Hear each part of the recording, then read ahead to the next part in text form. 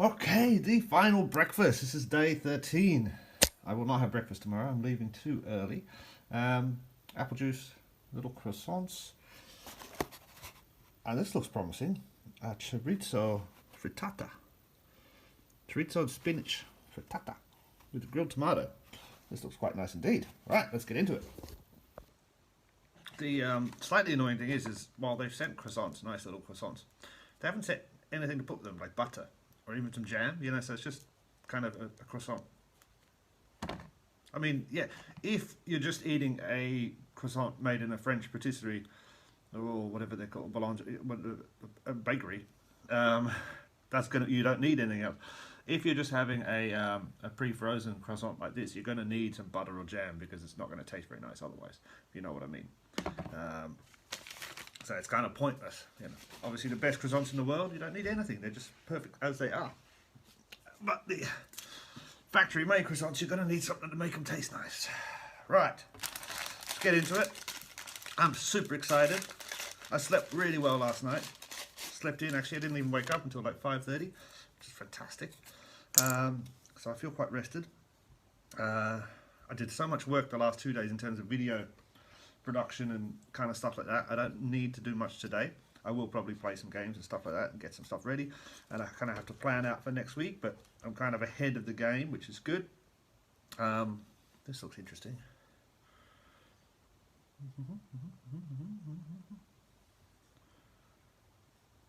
Layered it, baked it in a sheet pan and then cut it. Interesting.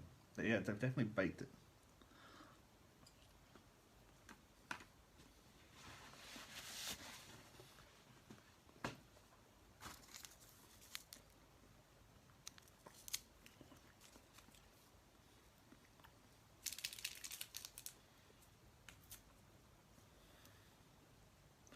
What is up with people who are not putting salt?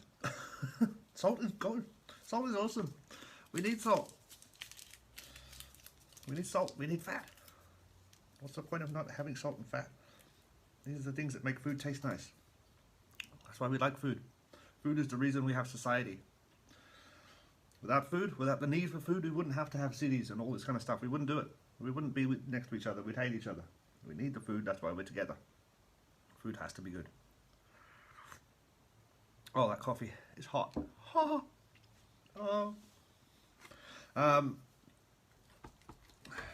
Yeah, so excited. Very excited. This time tomorrow, I shall be waiting at the airport. Probably standing outside, breathing deeply, getting some fresh air in my lungs. Hopefully,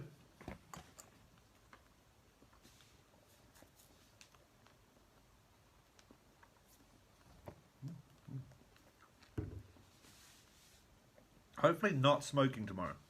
So this is, now it's what, day 14 or 15, I haven't had a cigarette since I flew, since I was in Singapore basically. So it's been 2 weeks. By all accounts, the nicotine should be out of my system, and my lungs should be improving themselves. I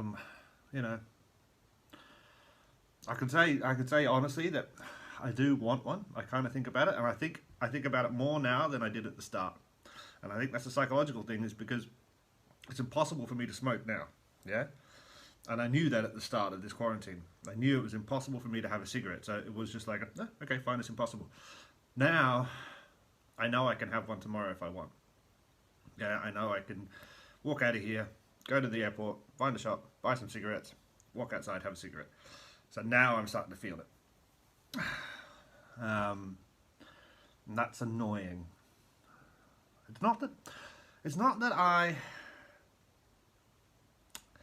there's nothing fundamentally driving me to want to quit, apart from, I guess, it costs a lot of money and it's bad for your health.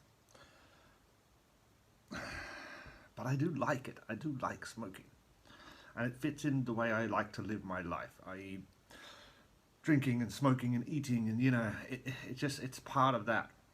I like walking down the street and you've got a good half an hour, 1 hour walk to do because you're heading somewhere. And it's not too warm outside, it's a blue sky, maybe it's 18 degrees, a little breeze, you've got a nice jacket on, there's lots of stuff to look at, No music. I don't like walking with music in my head, but there's lots of stuff to look at. You're walking down a nice cool street, so there's shops and little restaurants and cafes and stuff. Maybe a little street you've not walked down before, so you're exploring, you know, as you're heading to your destination. And, you know, maybe it's about 11 o'clock in the morning. I like that sort of time. And, you know, you're probably heading somewhere where you're going to have some nice food, maybe a little drink, and then probably head back home later on and, you know, do something interesting. But that's when I like that cigarette. You know, that's like, walkie, walkie, walkie. Oh, hey, look at that. Ooh, blah, blah, blah. That's the sort of cigarette I like.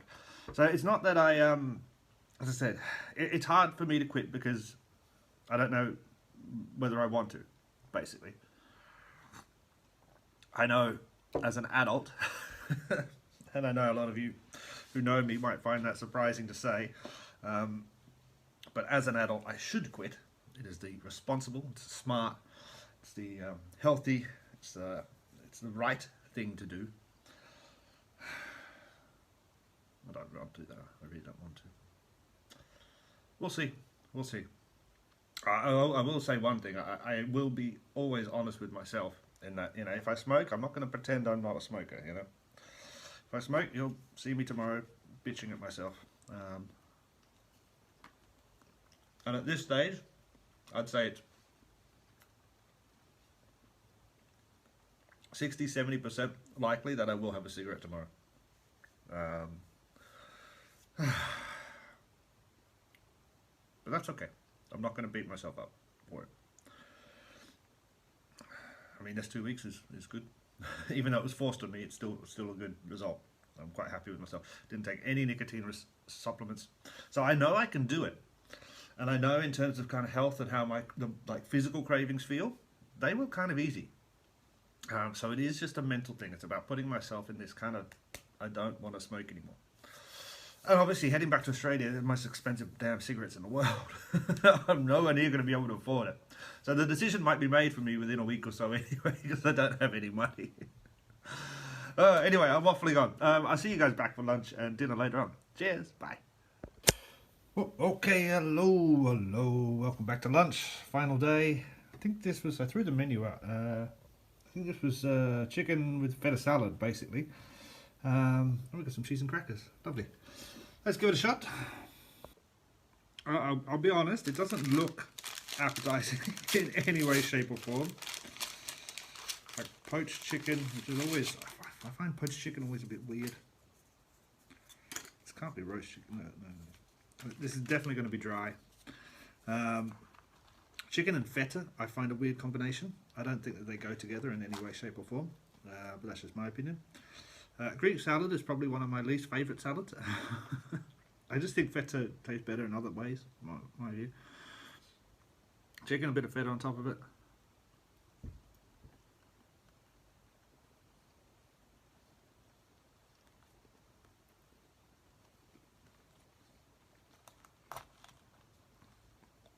Chicken's actually pretty good.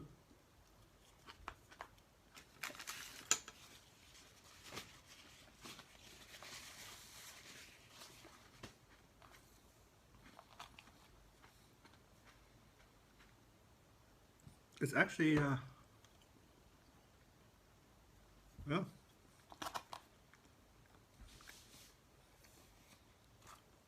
it's nice. It's got a little bit of flavour. It's not too dry. Yeah, it's actually alright. It's not too bad at all. Feta seems nice. Salad seems nice. Little olives. I'm not a big, huge fan of olives. Some I like, some I don't like. I think these I don't like. I think I prefer green olives.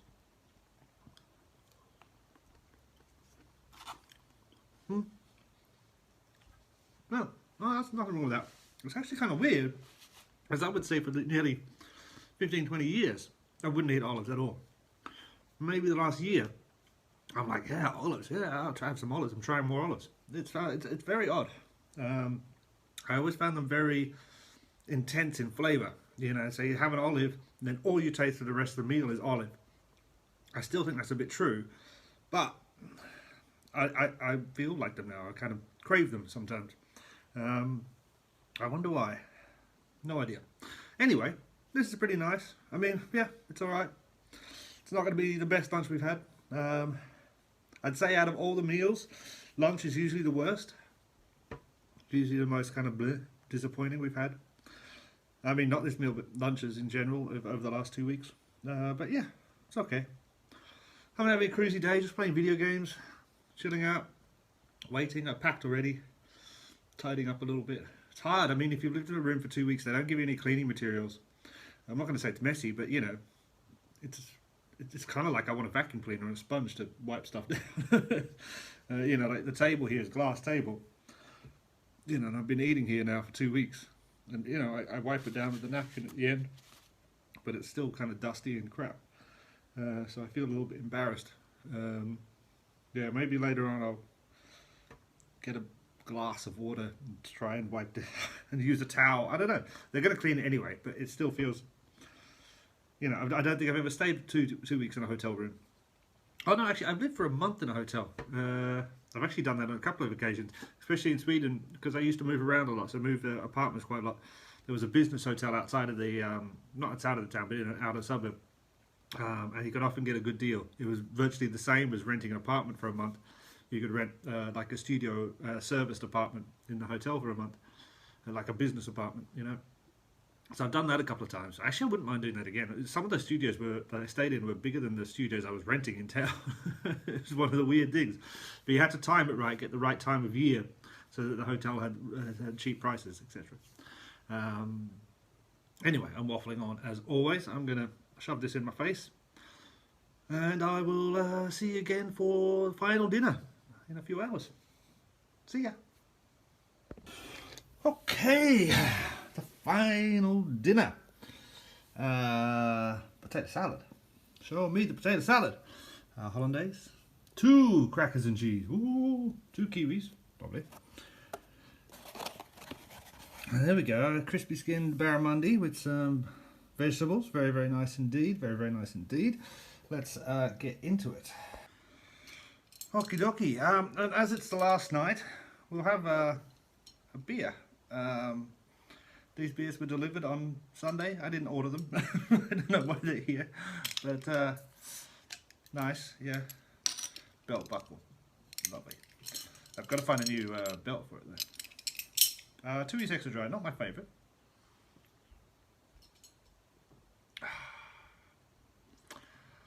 God, it's good to have Australian beer though. That's been a while. You can tell it's 2 E's. I literally could, you know, easy. Don't forget those tastes, do you? Okay, this looks lovely. Looks very nice. Glad it's a lighter style of meal to finish up. I don't know if you remember the pulled pork I had the other day. Yesterday maybe? I can't remember the days anymore. And I was like, oh, that's going to sit heavy. That's very heavy in the belly. It was, yeah, that was a heavy meal. I could feel it this morning. So nice to have something like this, because I don't like to get on a plane, especially, even though it's only a 2-hour flight. But, you know, I don't know. I don't fly very well. I seem to, it feels to me that I've spent my life flying. You know what, I left when I was 20 something, I think I was 20, maybe 21, to London. That's a long flight. I must have stayed there for a while. I think I came back, then I travelled for a while with a friend, did some backpacking, and went to America for a bit, back to Melbourne, then back over to Europe, and then I was constantly kind of going over to like Amsterdam and Paris and Brussels and stuff to eat food and drink beer and get stoned and, you know, all of that kind of stuff. And then it was back here to Australia, and then a couple of times, I think, I don't know, and then over to Sweden, and then Sweden to Copenhagen a lot, and then back to Australia a couple of times to visit.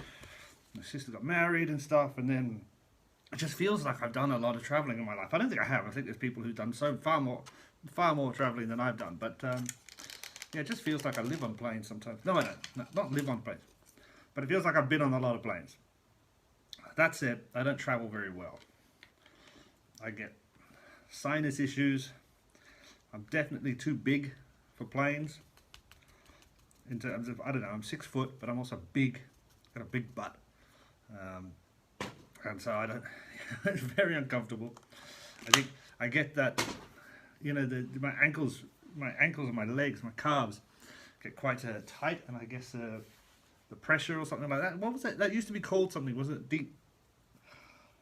deep vein thrombosis. I don't think I get that, but I get, it feels like that. It feels like everything's tight and I should be concerned. I think when I got getting off this flight, I think it was 2 days before my ankles kind of felt not swollen, which is weird. I guess I'm retaining water. I guess I'm in menopause now at the moment.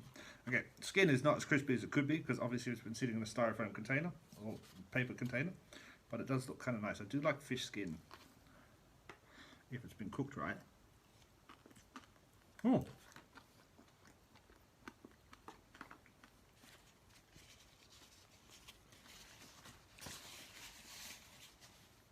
Don't know if you can hear that, but there was a bit of a crunch to that. That's nice. It's a nice piece of fish. If you don't know barramundi, I think it's an Australian fish. I've never heard of it anywhere else. It's a big fish, got a big mouth. But a nice fish. Oh, I don't know, did I show you? Did I show you what it looked like? Yeah, just in case I forgot. There it is. Very nice fish. White, kind of a bit meaty. Yeah. Yeah, I like barramundi quite a lot.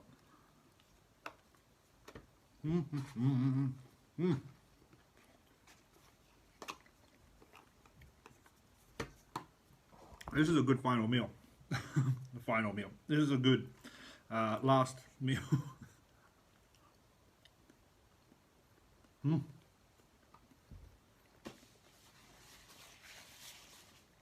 Potato salad. The only time when mayonnaise, is that mayonnaise? Maybe that's, I think it's mayonnaise. Could be a sour cream or a mix. But potato salad is the only time when mayonnaise usually I can accept it. I try and use yogurt though in my potato salads if I make them at home. But yeah, otherwise I can handle mayonnaise with the potato salad. Just about. Just about.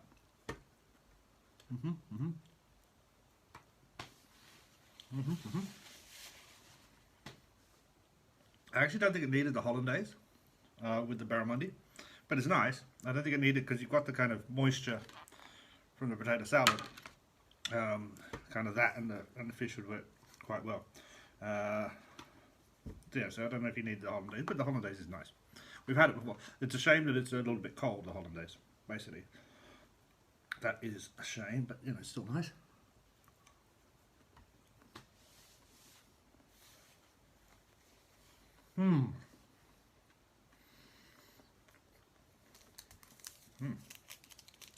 Bit of pepper.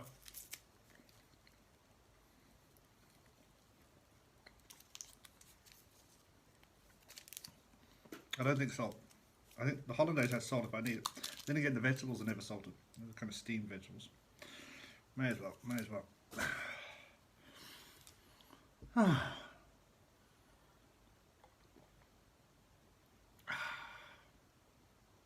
Wow, so that's the first drink in,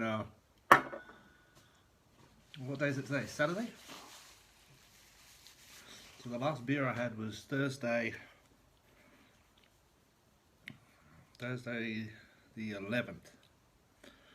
Thursday the 11th of February was the last beer I had in Stockholm at 8 o'clock. Because the pubs close at 8 o'clock in Stockholm now because of quarantine, not quarantine, because of restrictions.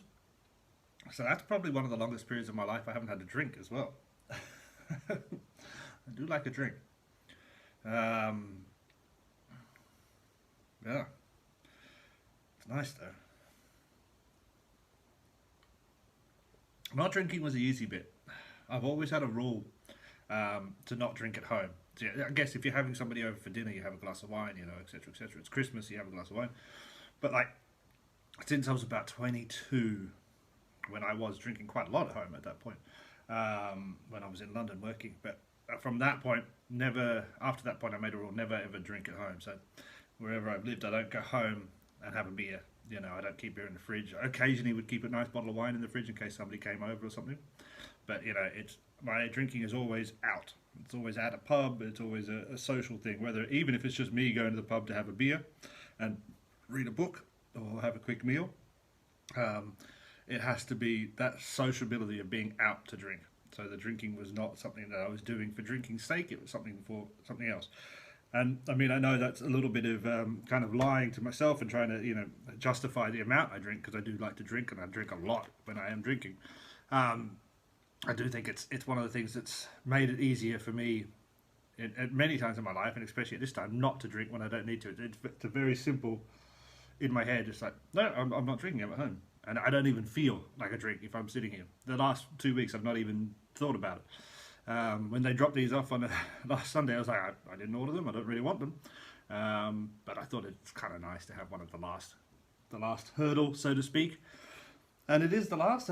Queensland Health have called me today, and that I had my test, everything was fine. They sent me the exit paperwork, which has to be signed tomorrow. The police will come and get me in the morning, walk me out the place. I'm all packed, ready to go. Whoop, kind of see there's my stuff there, my bed. It looks like it's going to be warm it's probably warm in Brisbane for sure, but it might be warm in Melbourne when I arrive, maybe 28, which is it's too hot. It's far too hot. So that's annoying, because I don't really want to wear my shorts. I want to wear my jeans, because I've been wearing my shorts for like 2 weeks in here. Anyway, it'll be warm tomorrow. Me with my big bag, it'll be warm. I'll be hot and sweaty. Oh well, it is what it is.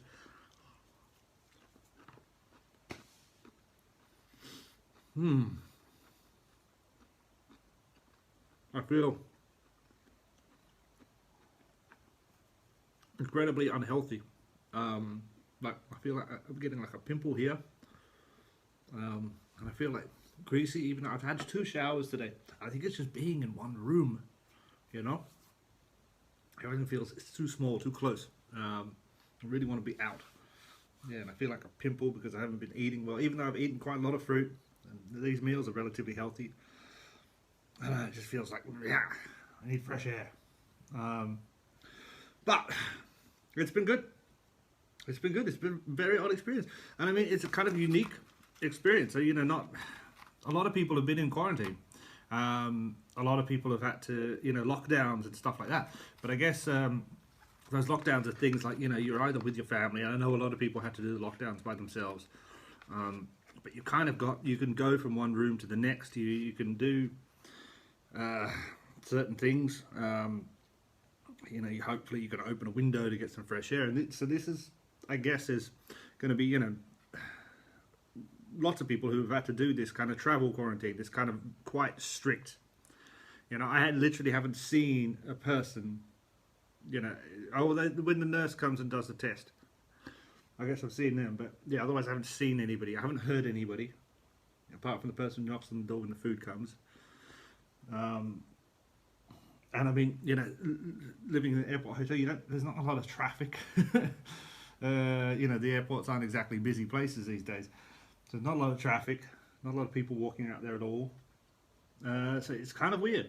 It's definitely kind of weird. It's kind of a unique experience. I don't think I'll ever see it. Well, I hope I never have to do in my lifetime, because that means that, there'll be another bad virus. So I hope the world doesn't have to go through something like this again. And it looks like, if you read the news, it looks like there are corners being turned. I mean, it is just the beginning of the beginning of the beginning, I think, in terms of managing the worldwide response to this virus. Unfortunately, I think there's been many instances where our own stupidities have delayed what should be and what could have been managed a lot better. Not even our own stupidities, our own cowardness. Because when we see something we don't understand, it's easier to say, I don't believe in it, or I don't think it matters, as opposed to, I'll trust somebody who does understand it. It seems these days that we're in this position where people would rather get angry because of their own ignorance instead of ask for help and say, I don't understand.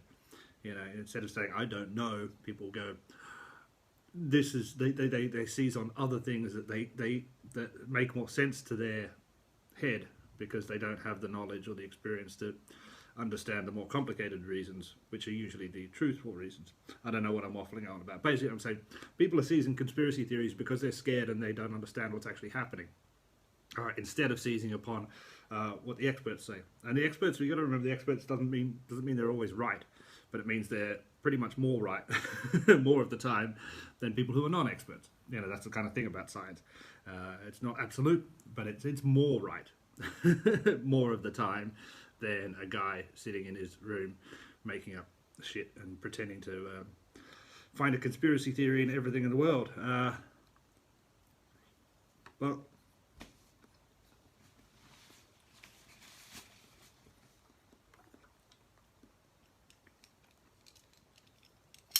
I've always known this has been a belt buckle. I've had this for many, many years.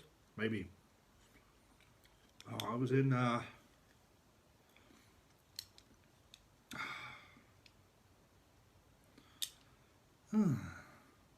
there was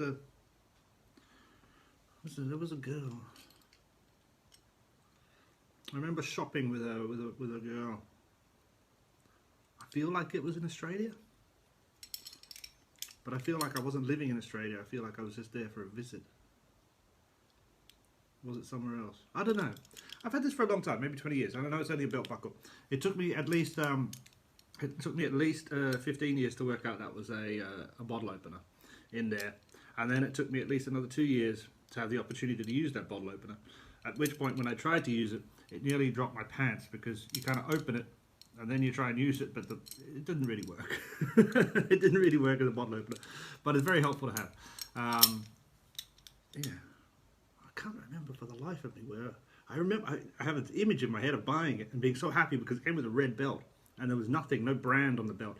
I'm very anti-brands, even though this says Billabong on it. It was the simplest belt you could find. It didn't say anything. I don't like having a brand name on any of the stuff I wear. I don't want to wear something that says Nike or Polo or Alligator or whatever that thing is, or you know, all that kind of stuff. Same with my shoes, everything, you know, I own. I don't want a brand on it, so to speak. And that's not because I think brands are bad. I just don't like the way those things usually look. But yeah, so happy to find that belt. So happy. Yeah, it's a very distinct memory in my head. I just can't remember who the girl was or woman. I can't remember where it was, because if it was here, who was that?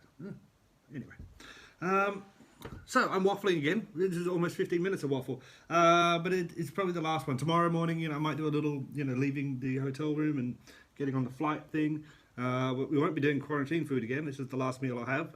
We won't be doing kind of, yeah, it's the end of quarantine basically. And then from next week, there'll be hopefully cooking videos, visiting stuff videos. You know, I'll have to kind of, I've never really produced videos on this kind of scale at the moment. And because I'll have to be recording everything myself, it's, you know, I'm not very good at that. And I guess for the kind of cooking stuff, the editing has to be a lot better than for my gaming stuff, which can be a little bit rough because it's, you know, it's just a game. So that's going to be interesting, and I guess a learning experience. You know, I'd really hope that anybody who's watching this, whether it be on my main channel or on the new channel I've got, that please give me your feedback. You know, let me know, and please also understand that it's not going to be perfect. You know, it's going to take me a while, and I'd say it's probably going to take me a month or two to get into the groove of what I kind of want to do, because it's in my head what I want it to look like, but I don't know yet whether I have the skill to make it look like that, or whether I have the ingredients to make it look like that. And by ingredients, do I mean is my computer powerful enough? I know the GoPro is that should easily do the things that I want to do, but is my computer program powerful enough? Is the program editing software I have powerful enough? All that kind of jazz, you know. Yeah, so that's going to be the fun stuff. But I'm really looking forward to it, and I'm also really looking forward. You know, obviously I'll be back and looking for a job. You know, I want this YouTube thing to be big, but I think, you know, you have to be realistic. If it's going to earn me enough to do it full time, well, I'm going to do it full time. But if it's going to earn me enough to live, then that's going to take a little while. That's going to take at least 6 months if it works. So I have to get another job in the meantime. You know, what I'd love is just one of the good pubs, you know, North Melbourne, not North Melbourne, but in the northern suburbs, you know, Northcote or Fitzroy or Collingwood, just one of the nice pubs that just, you know, does a good thing, just serving some beer, back to my kind of roots of serving a pint, serving some good food, no cocktails, no fancy stuff, no, you know, just good pubs, good pub, good food, you know. that would be an ideal job for me. Going in, doing a good 8-10 hour shift, banging it out. There you go, guys. There's your beers. Fantastic. All right. And if it was kind of in the northern suburbs, then I could walk home at the end of the night, which I love doing after you finish work. It's always refreshing to kind of, it helps you calm down, you know, after you've done a busy shift or something like that. That would be ideal. Anyway, waffle, waffle, waffle. Keep on waffling. Next time you see me, guys, I should hopefully be getting on a plane. Thank you so much if you've watched these quarantine stuff. And, you know, I'll put it out publicly. Thank you so much to the staff of the Pullman Brisbane Hotel. And the people at Queensland Health and the Queensland Police and the AFP and the Army, I can't remember what, the ADF, who have all been here, and all the quarantine officers and customs people at the airport. Everything from the start of arriving in Brisbane to now the leaving has been incredibly professional, incredibly organised as far as I could tell. I mean, you know, everybody who calls me knows about me, knows exactly what's happening, and they call often and they check often. I think it's been great, really good. And I'm almost tempted to like send a letter somewhere. You know, I don't know where you'd send a letter to, maybe the government or something, just saying thanks, it was good. I'm very impressed, you know, and I think it's testament to all the people that have been involved in organising it. Anyway, thanks. I'll see you in the morning, I guess. Bye.